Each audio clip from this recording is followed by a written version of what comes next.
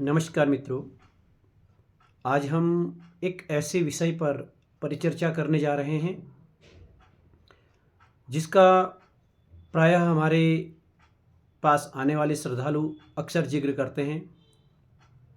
यह एक ऐसा विषय है जो लगभग काफ़ी लोगों के जीवन में दिक्कत पैदा करता है। जब कोई जातक पैदा होता है, कोई बच्चा पैदा होता है,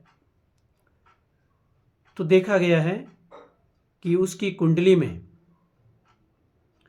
एक ऐसा ग्रह है जो अगर निम्न भाव में बैठता है, कमज़ोर भाव में बैठता है, तो वह व्यक्ति के अंदर एक सकारात्मक ऊर्जा को खत्म कर देता है। व्यक्ति ज़्यादातर निराश रहने लगता है। व्यक्ति के चेहरे की चमक कम होने लग जाती है।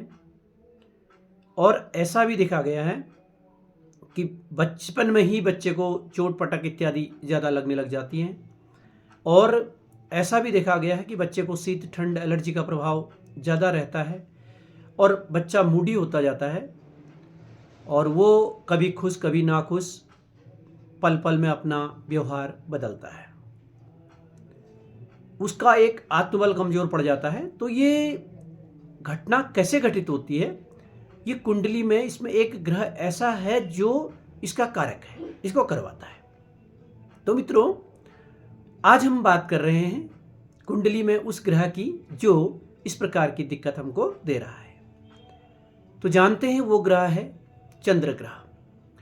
चंद्र ग्रह आपकी कुंडली में अगर मध्यम स्थान पर, जैसे लग्न भाव में, जैसे छठे भाव में, जैसे आठवें भाव में, जैसे 12वें भाव में अगर बैठता है, यानी कमज़ोर भाव में बैठता है, तो शीत ठंड एलर्जिकल प्रॉब्लम, चोट दुख दुर्घटना का खतरा बढ़ जाता है। और चंद्रमा व्यक्ति को मूडी बना देता है। मूडी बनाने के कारण उसकी व्यवहारिकता में अंतर आ जाता है, चिड़चिड़ापन आ जाता है, बातों में बोलने में चिड़चिड़ापन रहता है और व्यक्ति जो है प्रॉपर ठीक से बात नहीं करता, हर हमेशा मूडी जैसा बना रहता है। ऐसा लगता है कि इससे गुस्सा आया है, हर हमेशा आपको लगेगा उसको देखने के बाद कि इसको गुस्सा आया है। अक्सर लोग कहते हैं कि भाई ये बार बार इसकी भौहें तनी रहती हैं, इससे तो हर समय गुस्सा ही जैसा आया रहता है, ये कभी नहीं हंसता। तो ये चंद्रमा आपके मनोबल को गिरा देता है। चंद्र ग्रह के कारण ये स्थिति उत्पन्न होती है।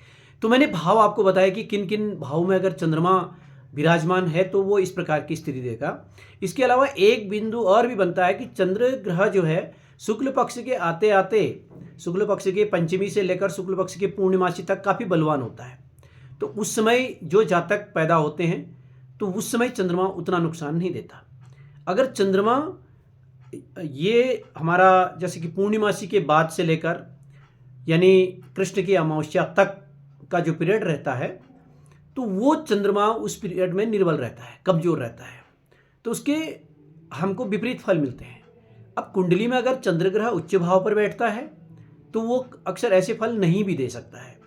अगर चंद्र ग्रह निम्न भाव पर बैठता है और ऐसे समय में पैदा होता है जब चंद्रमा निर्बल होता है, कमजोर होता है, तो वह जो है हमें दिक्कत दे सकता है। तो इसका एक सीधा सीधा शाब्दिक अर्थ यह है कि चंद्रमा का हमारे मन पर सीधा प्रभाव पड़ता है। अगर हमारे मनस्थिति को कोई ग्रह अशांत कर सकता है, दुविधा में डाल सकता है, हमारे अंदर की एकाग्रता को बाधित कर सकता है, हमारे निर्णय पल भर में बदल सकता है, लगातार हमारे निर्णय को बदलता है, तो वह स्थिति है चंद्र ग्रह की। तो चंद्र ग्रह के कारण ये स्थिति पैदा होती है। तो मैं आपको बताऊंगा कि कैसे अगर आपके बच्चों में या आपके अंदर या आपके परिवारजनों में किसी में इस प्रकार के लक्षण अगर दिखाई दे रहे हैं तो आप उसे ठीक कैसे कर सकते हैं। तो उसके लिए एक बहुत सरल साधन मैं आपको बताऊंगा, वो है चंद्र ग्रह की शांति। कैसे करें चंद्र ग्रह की शांति, इस बारे में मैं जानकारी दूंगा। तो चंद्र ग्रह शांति करने के बहुत सारे तरीके मैं आपको बताऊंगा। एक तो चंद्रमा को सफ़ेद चीज़ें प्रिय हैं, सफ़ेद वस्त्र है, दही है, चावल है, चीनी है, घी है। आप ऐसी वस्तुओं का दान सोमवार के दिन कर सकते हैं, पूर्णिमासी के दिन कर सकते हैं। चंद्र ग्रह की शांति से हो सकती है। दूसरा है कि चंद्र ग्रह के जपदान करवाना। तो जपदान के माध्यम से भी आप चंद्र ग्रह को संतुष्ट कर सकते हैं। जपदान हवन इत्यादि कराना, चंद्र ग्रह के जप करवा के, दशांश हवन करा के भी आप कर सकते हैं। और एक सबसे बढ़िया इसका जो तरीका है वो ये कि आप विष्णु भगवान की पूजा कीजिए। प्रत्येक महीने के प्रत्येक पूर्णमासी को अपने घर पर श्री सत्यनारायण भगवान की कथा तपोनिष्ठ वेद पाठी ब्राह्मण को बुलाकर करवाइए। ऐसा करने से भी आपके चंद्र ग्रह से संबंधित दोष दूर होंगे। और मित्रों, मैं एक बात बहुत ही स्पष्टता के साथ कहना चाहता हूँ कि जो व्यक्ति नियमित लक्ष्मी नारायण का पूजन करता है, विष्णु भगवान की पूजा करता है, विष्णु भगवान के नामों का उच्चारण करता है, ओम नमो भगवते वासुदेवाय नमः, कृष्णाय वासुदेवाय हरये परमात्मने, प्रणतः क्लेशनाशाय गोविंदाय नमो नमः, इन मंत्रों का जाप करता है, तो विष्णु भगवान की पूजा करने से भी उसके चंद्र ग्रह से संबंधित दोष उस व्यक्ति के जीवन से दूर हो जाते हैं। यानी जो लोग अपने घर पर सत्यनारायण भगवान की कथा कराते हैं और सत्यनारायण भगवान की पूजा करते हैं, अष्टोत्तर पूजन कराते हैं और वेद पाठी तपोनिष्ठ ब्राह्मण को बुला के विधि पूर्वक सत्यनारायण भगवान की कथा पूजन करते हैं, तो उनका चंद्र ग्रह संबंधी दोष तो दूर होता ही होता है। साथ में अगर अन्य ग्रहों का भी उन पर किसी प्रकार का दोष हो तो वो भी दूर हो जाता है। तो मित्रों, ये रही विधि आपके चंद्र ग्रह को संतुष्ट करने की। इनमें से जो विधि आपको ठीक लगे आप उसे अपने जीवन में जरूर प्रयोग में लाएं। और चंद्रमा को संतुष्ट करने के लिए कई लोग मोती धारण करते हैं, लेकिन मैं यहाँ पर सुझाव देना चाहता हूँ कि जिन लोगों का चंद्रमा कमजोर है, निम्न भाव में बैठा है, तो वो लोग अगर चंद्रमा से संबंधित रत्न पहनते हैं तो उन्हें कोई खास लाभ नहीं होता। क्योंकि चंद्र ग्रह जब आपकी कुंडली में कर्क लगन आ रहा है तो चंद्रमा का नग आप धारण कर सकते हैं, या आपकी कुंडली में चंद्र की स्थिति अच्छी है तो भी आप चंद्रमा से संबंधित रत्न धारण कर सकते हैं।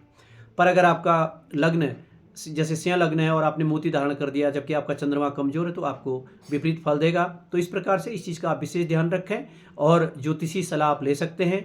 हम आपको ज्योतिषी सलाह देने के लिए तत्पर रहते हैं और हमसे आप सीधा संपर्क कर सकते हैं। मेरा यूट्यूब चैनल वगैरह पर भी नंबर दिया हुआ है और मैं बार बार उस नंबर को शेयर करता हूँ 9411703908।